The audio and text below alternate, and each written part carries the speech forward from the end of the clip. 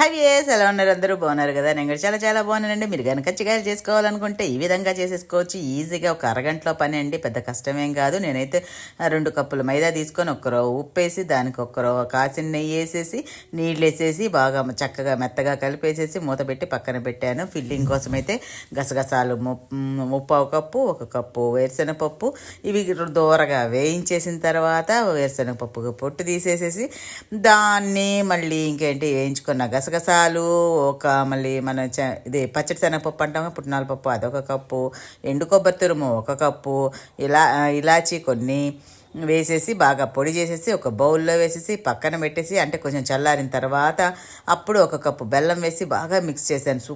Super taste అయితే వచ్చిందండి. దానికి ఇప్పుడు ఇంకా మనం కలిపి పెట్టుకున్న మైదాతోటి ఇలా చపాతీలా చేసేసి ఇలా కజ్జికాయల మేకర్లో వేసేసి ఇదిగో ఇలాంటి కజ్జికాయలు చేసేసి నూనెలో వేసేసి అంతే, ఇంకేముంది.